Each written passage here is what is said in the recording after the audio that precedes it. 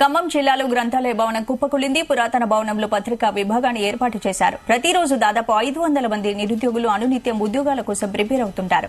వీరితో పాటు నగరవాసులు కూడా 60 మంది అనునిత్యం పత్రికలు చదువుతూ ఉంటారు. శుక్రవారం సెలవు కావడం వల్ల భారీగా ప్రాణ నష్టం తప్పింది. ఉద్యోగాలు రాక పుస్తకాలతో కుస్తీ పడుతున్న నిరుపేద విద్యార్థుల జీవితాలతో అధికారులు ఆడుకుంటున్నారని నిరుద్యోగులు వాపోయారు. అధికారుల నిర్లక్ష్యం వల్ల ఈ ఘటన జరిగినట్లు చెబుతున్నారు. ఇప్పటికైనా అధికారులు స్పందించి పురాతన ప్రభుత్వ భవనాలు కూల్చి నూతన భవనాలకు గ్రంథాలయాలను తరలించాలని కోరుతున్నారు.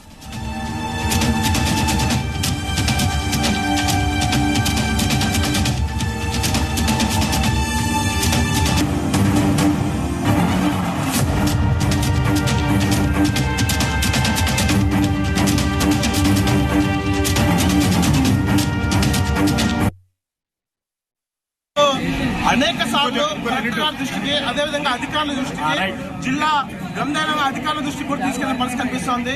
పీడీఎస్గా అనేక సార్లు కలెక్టర్ గారి దృష్టికి తీసుకెళ్లి సార్ బిల్డింగ్ పాత పట్టదని చెప్పేసి అనేక మాటలు చెప్పినా కూడా కనీసం అధికారులు స్పందించిన పరిస్థితి కనిపిస్తోంది.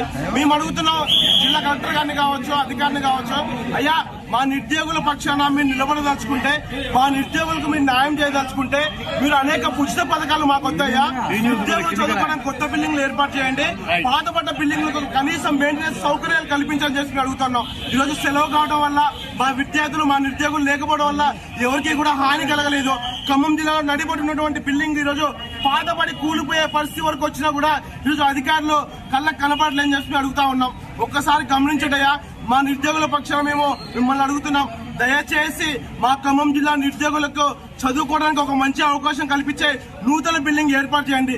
బిల్డింగ్ చూస్తే కొంచెమే ఉంది, దీంట్లో సుమారు 1000 మంది నిరుద్యోగులు చదువుకోవడానికి వస్తున్నారు.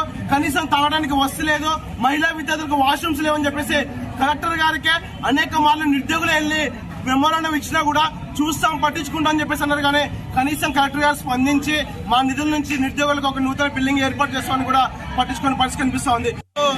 అనేక సార్లు కలెక్టర్ గారి దృష్టికి అదేవిధంగా అధికారుల దృష్టికి జిల్లా గ్రంథాలయ అధికారుల దృష్టికి కూడా తీసుకెళ్లిన పరిస్థితి కనిపిస్తోంది.